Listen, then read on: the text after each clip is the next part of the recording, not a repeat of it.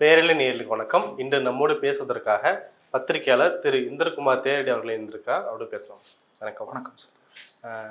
IIT மற்றும் IIM போன்ற கல்வி நிறுவனங்களில் பேராசிரியர் நியமனத்தில் வந்து இப்போ மிகப்பெரிய மோசம் நடக்குதுன்றது நமக்கு எல்லாத்துக்கும் தெரியும். இன்றைக்கி தி ஹிந்து நாளிதழில் அந்த நிறுவனங்களில் கிட்டத்தட்ட 80% மேற்பட்ட பேராசிரியர்கள் பொதுப்பிரிவை சேர்ந்தவர்கள் தான் நியமிக்கப்படுறாங்க அப்படின்ற தகவலை சொல்லியிருக்காங்க. இது தெரிஞ்ச விஷயம்தான். இந்த விஷயத்தில் இந்த செய்தியில் என்ன விஷயம் சொல்கிறாங்க? முதல்ல நம்ம இது தெரிஞ்ச விஷயம் அப்படின்னு சொல்லி நமக்கு ஒரு டக்குன்னு வருது இல்லை. இதுதான் அவங்க எதிர்பார்க்கிறது. இது எல்லாமே தெரிஞ்ச விஷயம்தான் அப்படின்னு சொல்லி நம்ம கடந்து போகணும், நார்மலைஸ் ஆகணும் அப்படின்னு விரும்புகிறாங்க. அது அப்படி நடக்கக்கூடாது அப்படின்றத தான் இந்த டேட்டாக்கள் ஒவ்வொரு முறையும் நிரூபித்து கொண்டிருக்கிறது. பிஜேபி ஆட்சிக்கு வந்ததுலேருந்து ஒரு ஓபிசி ஒருத்தர் பிரதமர் ஆயிட்டாரு, ஒரு டீ வித்துக்கிட்டு இருந்த ஒருத்தர் பிரதமர் ஆயிட்டாரு. எவ்வளவு கொண்டாட வேண்டிய செய்தி. அதில் ஒரு சிலர் உச்சகட்டமாக போய் பெரியார் இருந்திருந்தால் வரவேற்றிருப்பார் அப்படின்லாம் பேசுவது உண்டு. இப்போ உண்மை என்ன? ஒரு ஓபிசி ஆட்சியில் இருக்கிறார். ஒரு ஓபிசி ஆட்சியில் இருக்கிறார் அப்படின்றத சொல்லுவதன் மூலமாக நீங்கள் சொல்ல விரும்புறது என்ன அப்படின்னா, இது ஓபிசிக்களுக்கான ஆட்சி அப்படின்றத தானே சொல்ல விரும்புறீங்க.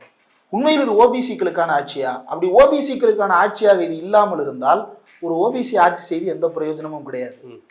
குடியரசுத் தலைவராக ஒரு பழங்குடியின சமூகத்தை சேர்ந்த ஒருத்தரை நியமிச்சதா சொல்றாங்க. அந்த பழங்குடியின சமூகத்தை சேர்ந்த அதே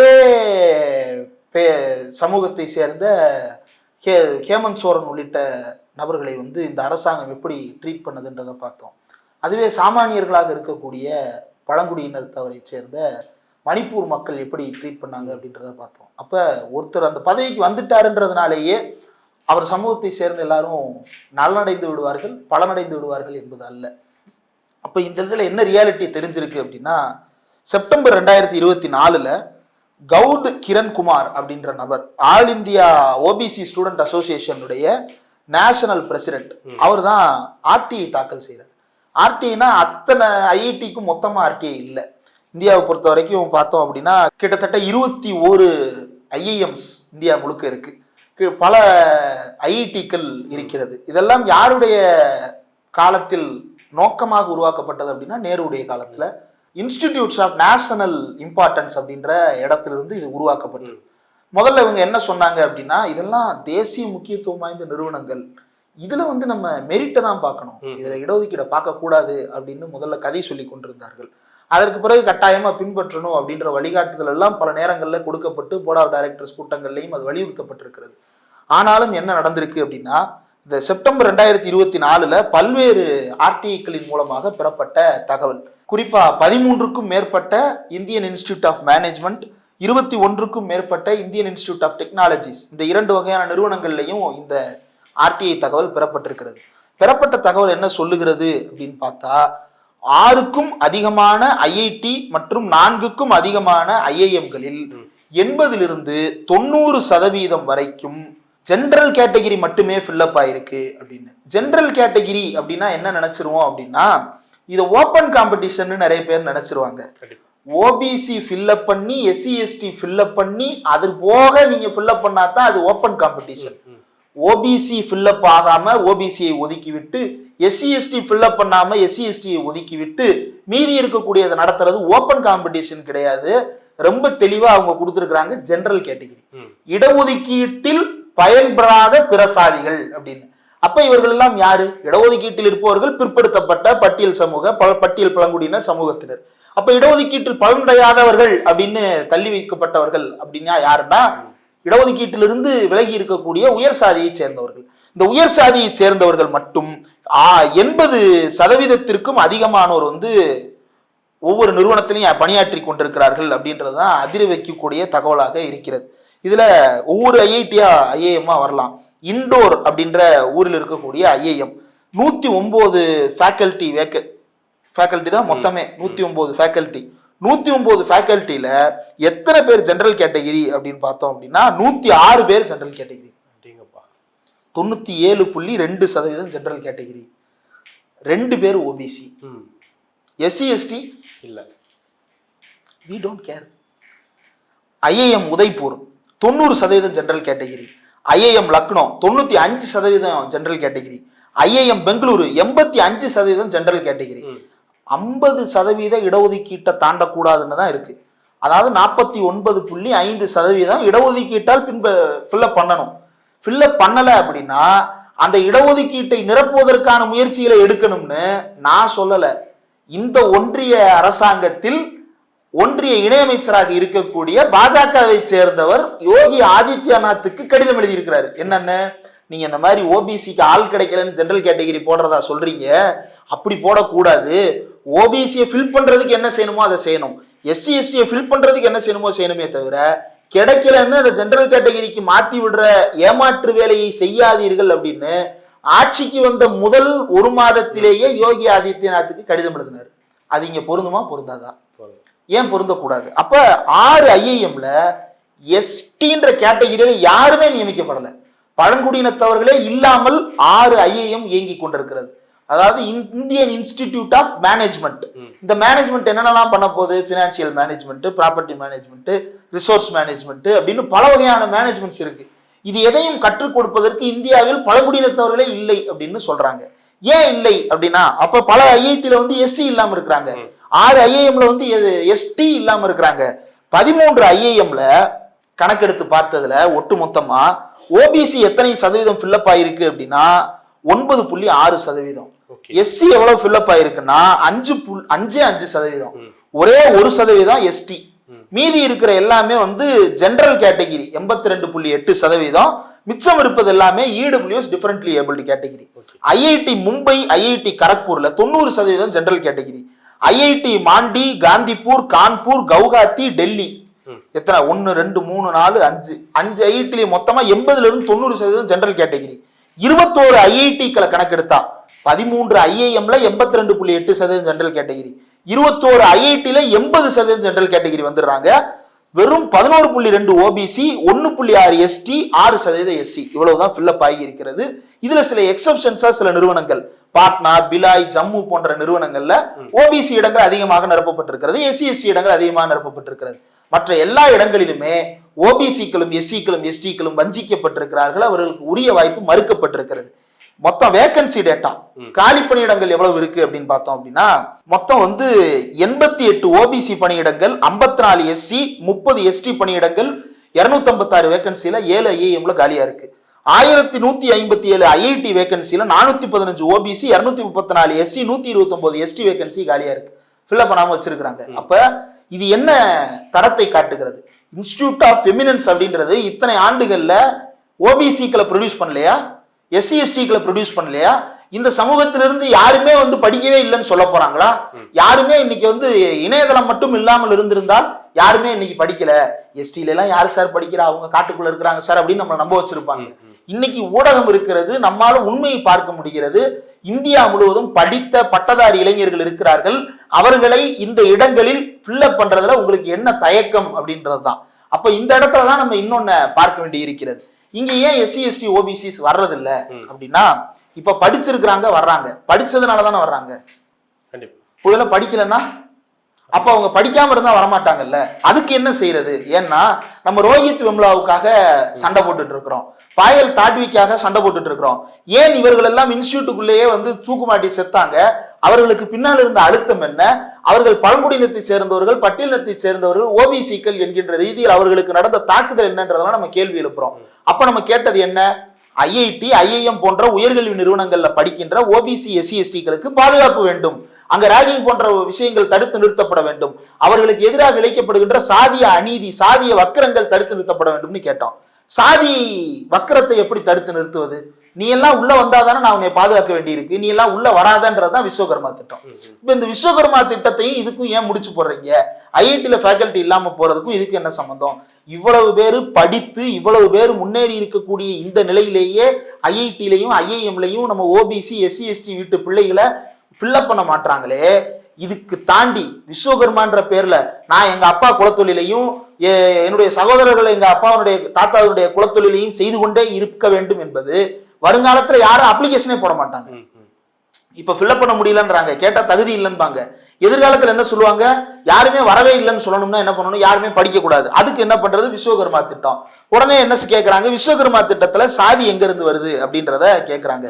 விஸ்வகர்மா திட்டத்துல ரொம்ப பேசிக்கா என்ன சொல்றாங்க அப்படின்னா, working with hands and tools, கைவினை பொருட்களால் செய்யக்கூடிய, engage in one of the family based traditional trades, குடும்பத்தை தலை பாரம்பரியமாக செய்யப்படுகின்ற குடும்ப வர்த்தகங்கள் அப்படின்றத சேர்க்கிறாங்க. இதுல சாதியே இல்ல அப்படின்னு சொல்லி வாதாடுவது உண்டு. இதுல இருக்கக்கூடிய சாதிகளை நான் சொல்றேன். இந்த ஓபிசிக்கள் எப்படி எல்லாம் ஏமாற்றப்படுகிறார்கள் அப்படின்றது குறித்து PM விஸ்வகர்மால என்னென்ன ட்ரேட் எல்லாம் வந்து அக்கமடேட் பண்ணிருக்காங்கன்னா 18 வகையான trades. Carpenter, boat maker, armourer, black smith, hammer and tool kit maker, lock smith, gold smith, potter, sculptor அப்படி சொல்லுவாங்க. நம்ம கேட்டா இதுதான் சொல்லுவாங்க.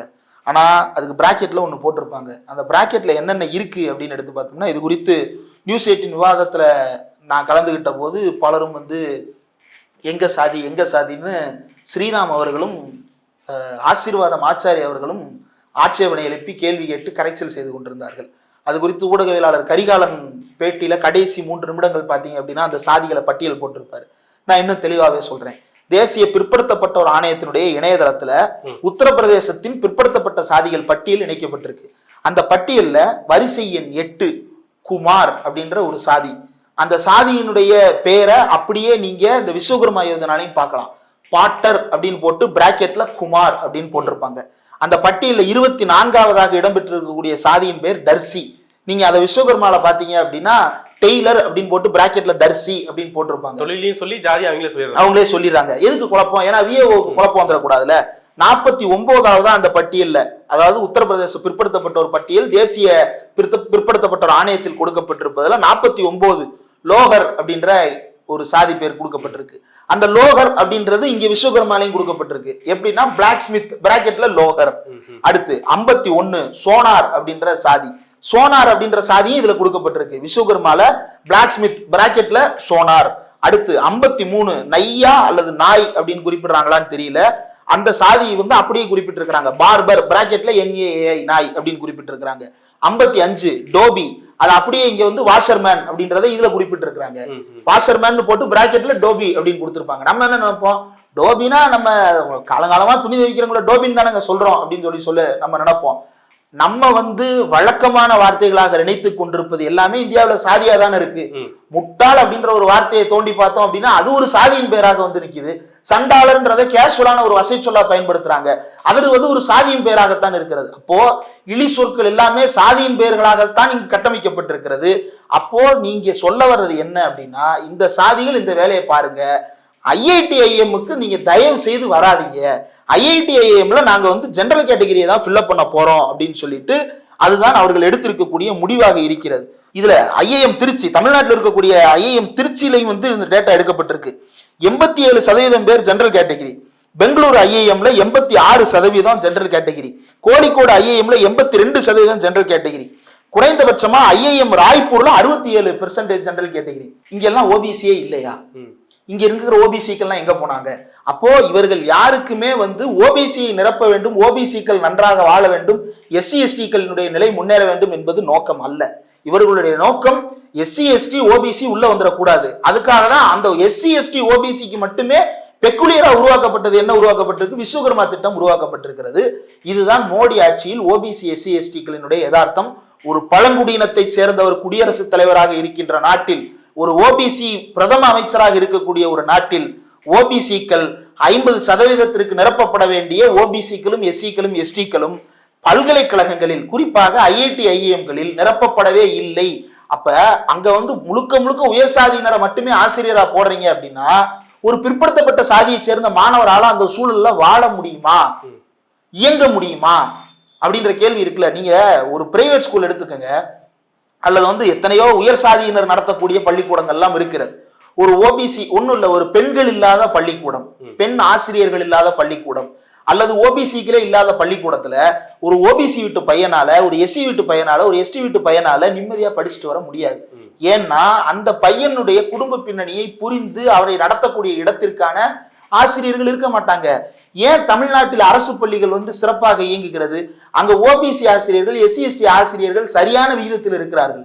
அவங்களால ஏன் ஒன்றும் இல்லை, ஒரு அரசு பள்ளி ஆசிரியர் வந்து ஸ்டூடெண்ட் அவ்வளவு கனெக்டடா இருப்பாங்க.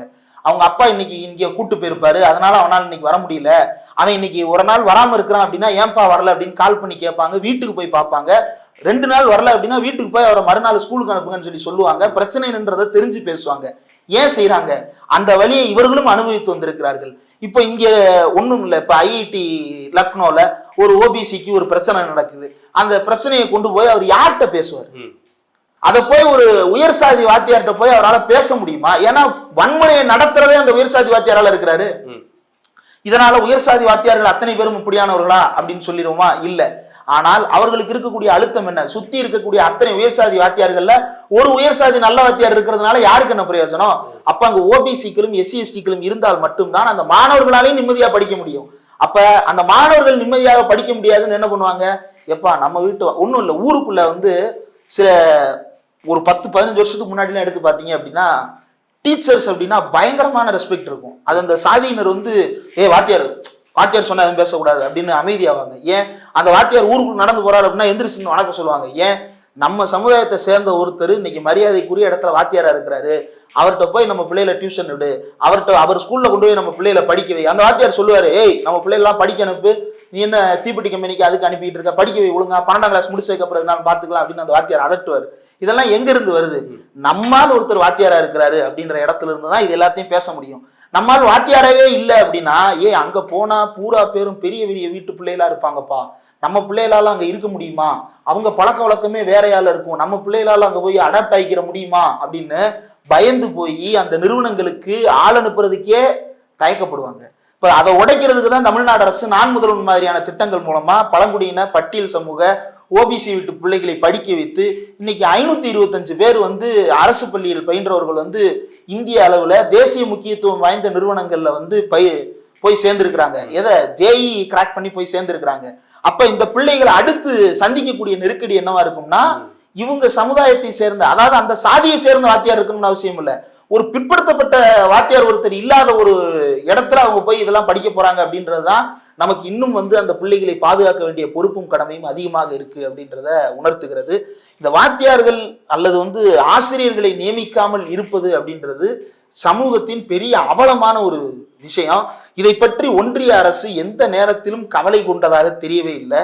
நம்ம நாடாளுமன்ற உறுப்பினர் வில்சன் பலமுறை இதை கேள்வி எழுப்பி இருக்கிறாரு, ராஜ்யசபால பேசி இருக்கிறாரு, பதில் சொல்ல மாட்டாங்க. ஜட்ஜஸ் அப்பாயின்மெண்ட்ல எங்க சோசியல் டைவர்சிட்டி அப்படின்னு கேட்கிறாரு, அதுக்கு பதில் சொல்ல மாட்டாங்க. கேட்டா ஜட்ஜஸுக்கு ரிசர்வேஷன் கொடுக்கணும்னு இடமே இல்லையே அப்படின்னு சொல்றாங்க. இது என்ன மாதிரியானது? எக்கனாமிக்கலி வீக்கர் செக்ஷனுக்கு கூட தான் இடஒதுக்கீடு கொடுக்க கூடாதுன்னு சட்டம் சொல்லிச்சு, நீ திருத்தல சட்டத்தை. அப்ப இது என்ன மாதிரியான அயோக்கியத்தனம் அப்படின்றத நாம் எழுப்புகின்ற கேள்வி. இந்த டேட்டா ரொம்ப விரிவாக விவாதிக்கப்பட வேண்டியது. இன்னும் சொல்ல போனால் எல்லா ஐஐடி எல்லா ஐஐஎம்மிடம் இருந்தும் 1952 இருந்து இப்போ வரைக்கும் என்ன நிலவரம் அப்படின்றத ஒட்டுமொத்தமா கம்பேர் பண்ணி நாம அம்பலப்படுத்துவதற்கு யாராவது ஒருத்தர் முன்வர வேண்டும். யாராவது ஒரு ஓபிசி ஆணையம் அல்லது நாமே கூட அதை செய்ய வேண்டும் நினைக்கிறேன். இது ரொம்ப அதிர்ச்சி அளிக்கக்கூடிய ஒரு விஷயம், அவ்வளவு எளிமையாக கடந்து போகக்கூடிய விஷயம் அல்ல அப்படின்றது தான். ரொம்ப சாதாரணமா கடந்து போக சொல்றாங்க நம்மள. என்னப்பா இங்க இல்லைன்னா என்ன, எத்தனையோ இடங்கள்ல ஓபிசி அதிகம், ஓபிசி எங்க அதிகமா இருக்கிறாங்க அதை சொல்லு.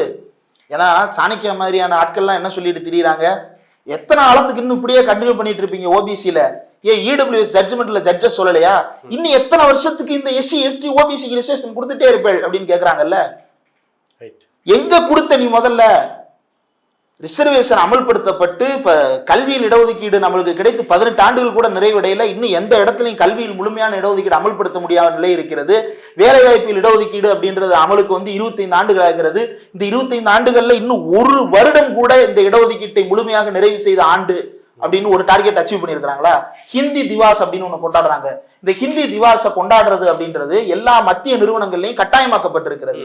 அவங்களுடைய ஆண்டறிக்கையை பாத்தீங்க அப்படின்னா நித்தி ஆயோக்ல இருந்து, ஒன்றிய உள்துறையிலிருந்து, தபால் அலுவலகத்திலிருந்து, பேங்க்ல இருந்து எல்லா பேரும் நாங்க இந்த வருஷம் இத்தனை நாட்கள் இன்னென்ன வேலைகள்ல இந்தியை ப்ரொமோட் பண்றதுக்கு நாங்க வேலை பார்த்தோம் அப்படின்னு சொல்லிட்டு அறிக்கை சமர்ப்பிக்கிறாங்க.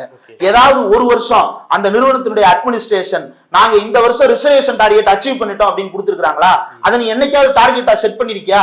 சோலார் எனர்ஜியா அதானிட்டு இருந்து வாங்கணுன்றதுக்காக நீ சோலார் எனர்ஜிக்கு டார்கெட் பிக்ஸ் பண்றேல்ல, அந்த மாதிரியான ஒரு டார்கெட் ரிசர்வேஷன் அச்சீவ் பண்றதுக்கு நீ நிறுவனங்களுக்கு பிக்ஸ் பண்ணி கொடுத்திருக்கியா?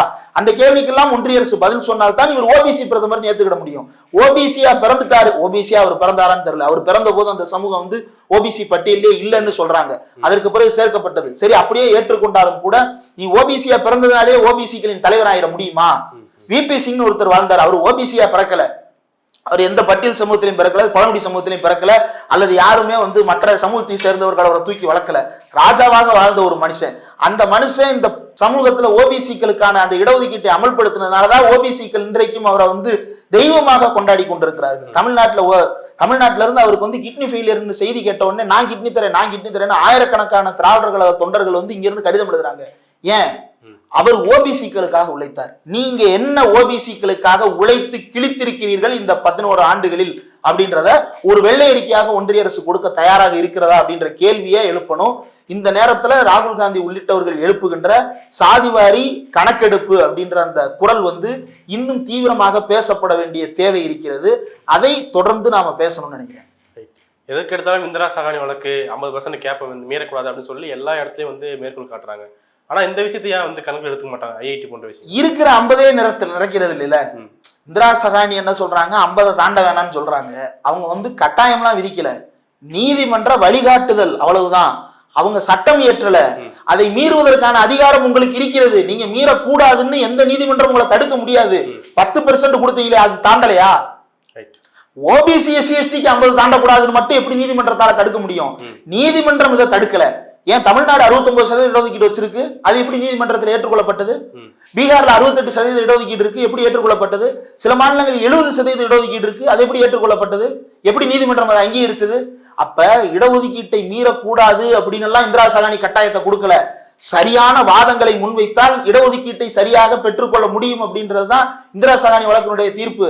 ஏன் பீகார் ரிசர்வேஷன் சமீபத்தில் இன்க்ரீஸ் பண்ணி கொடுத்தாங்க இல்லையா ரிசர்வேஷன், அதை நிறுத்தி வைக்கும் போதுமே இந்திரா சகானி வழக்கில் கொடுக்கப்பட்ட தீர்ப்பு இதற்கு பொருந்தாதுன்னு தள்ளிட்டாங்க.